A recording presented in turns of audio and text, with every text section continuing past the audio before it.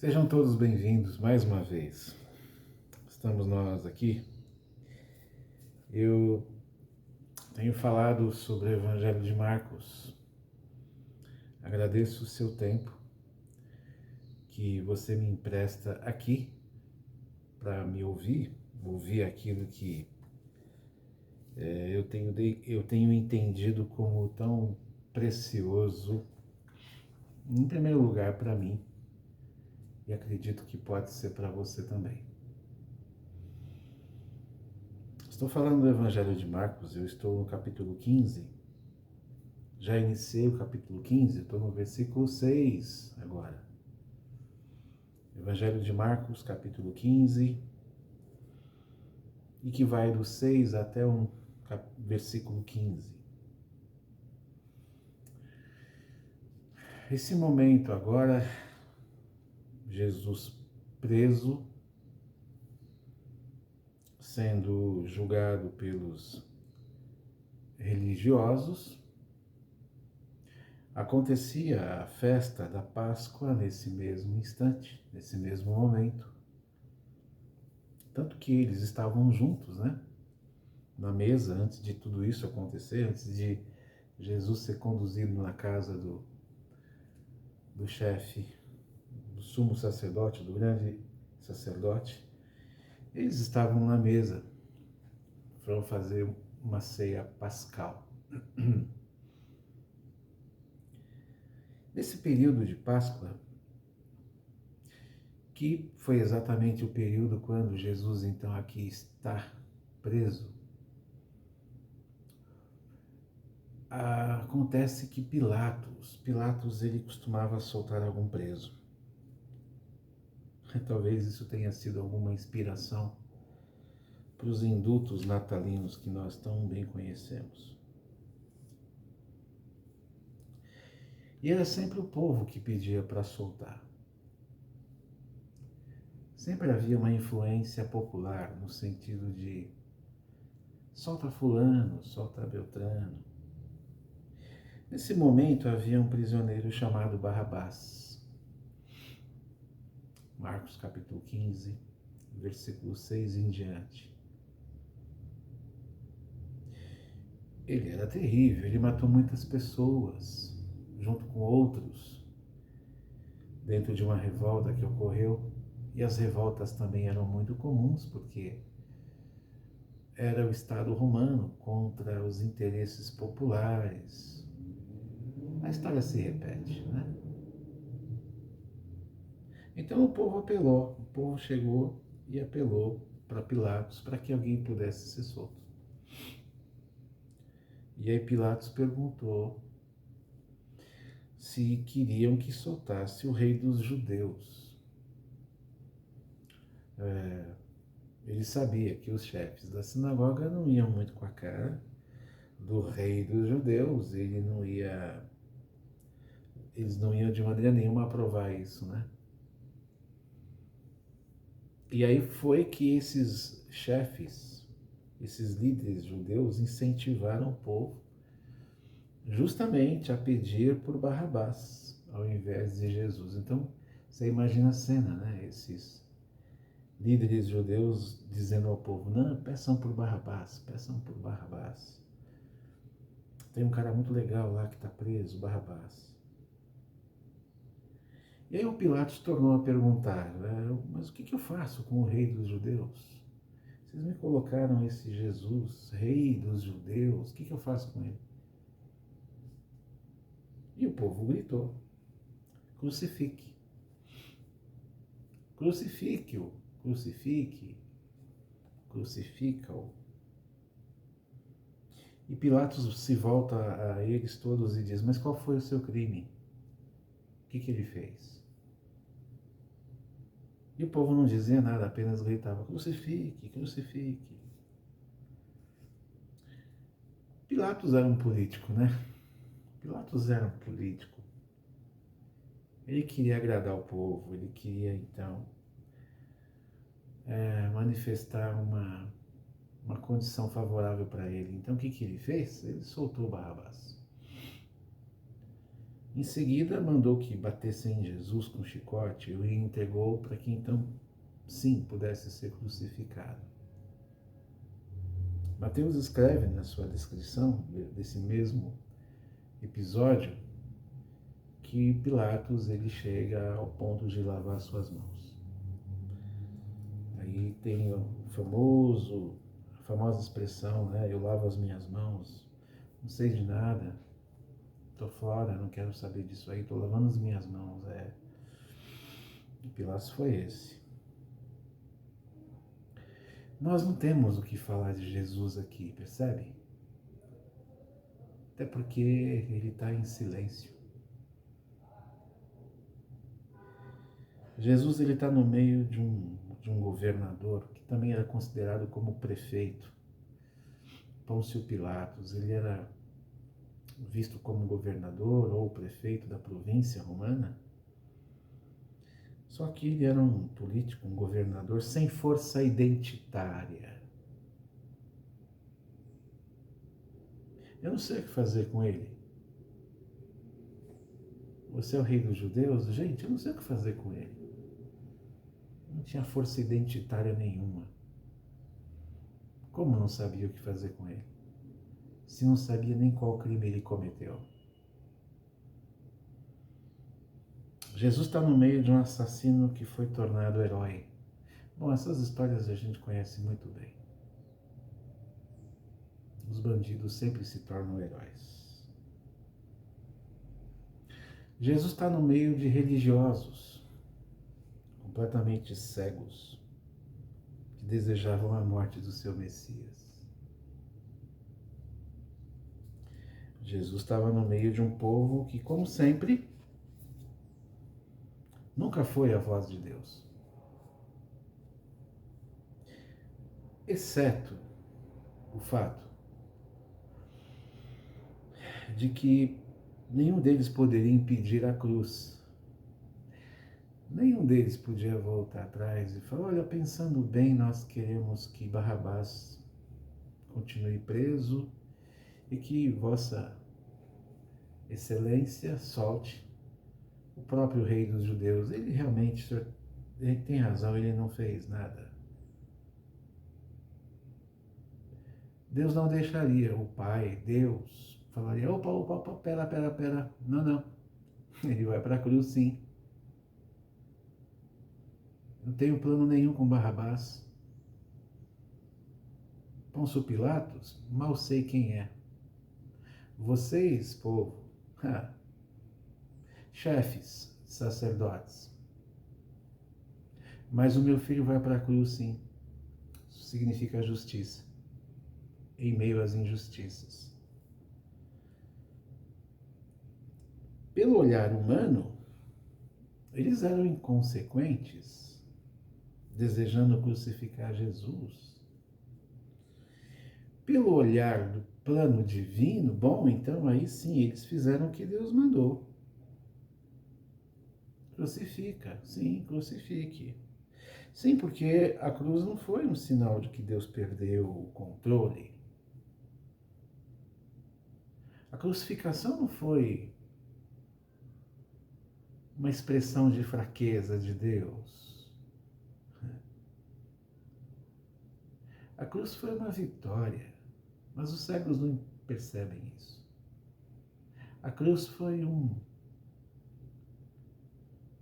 a vitória cabal do pecado do ser humano,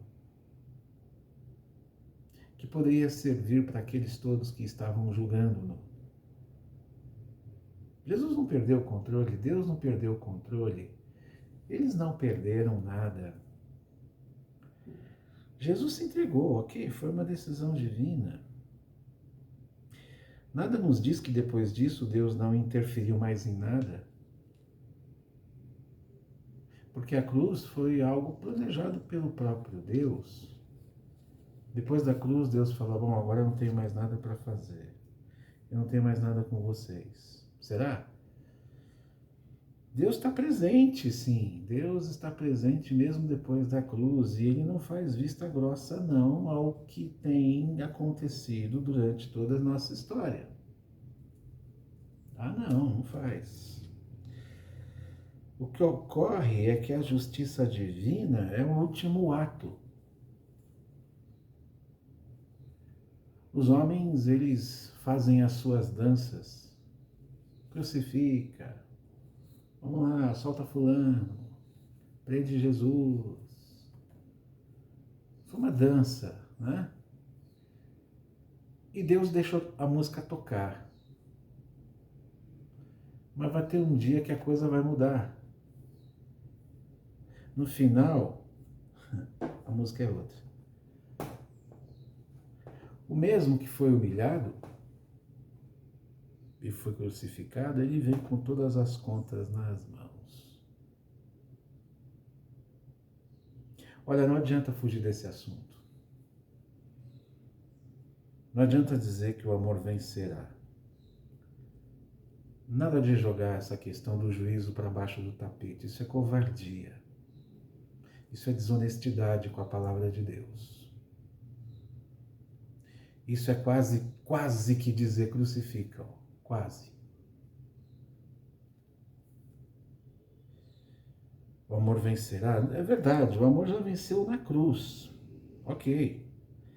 Mas os inimigos da cruz são reais. Filipenses capítulo 3, o Paulo deixou claro. Os inimigos da cruz estão aí desde muito tempo. E por eles Jesus pode continuar crucificado sem problema nenhum. Eles continuam aí entre nós. Não fujamos desse assunto. Sabe, é para parar e pensar. O Senhor, Ele é o Senhor, Mestre, nosso Salvador. Ele é aquele que nos ensina, é aquele a quem seguimos, é aquele a quem nos entregamos. A paz não está nas mãos dos homens. A paz não está nas mãos das pessoas. Elas já provaram que elas são capazes de fazer, até mesmo com o próprio Deus. A paz, ela está na mão de Cristo. Ele é o príncipe da paz. Nós o fizemos servo, nós provocamos humilhação. Por outro lado, sim, Jesus se humilhou, se entregou, se colocou dessa forma, né? Aliás, ele é o servo sofredor a quem diz o profeta Isaías. Mas ele não continua pregado na cruz.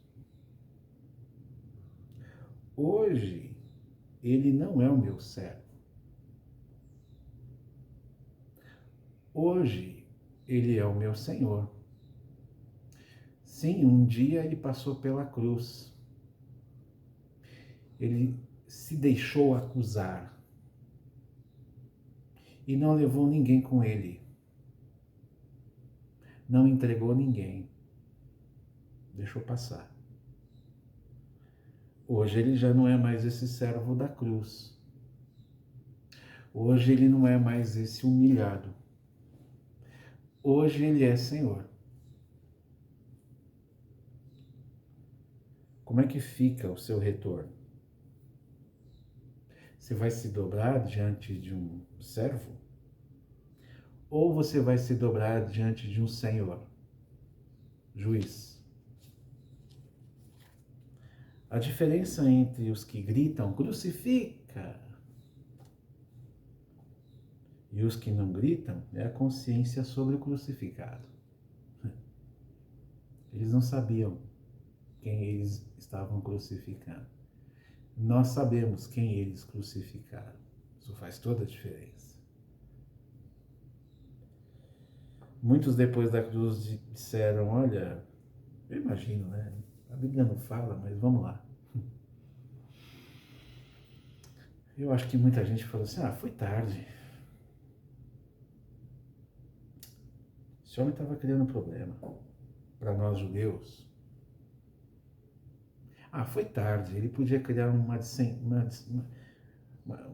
dificuldade aqui para para Roma, para nós, para mim, que sou prefeito, governador, ter que aturar um sujeito desse que está sendo aclamado pelo Vox Populi, né? Pois é, muitos devem ter pensado, foi mesmo, vai com Deus, se é que pensaram assim. Mas outras foram perfumar o seu corpo. Está sentindo a diferença?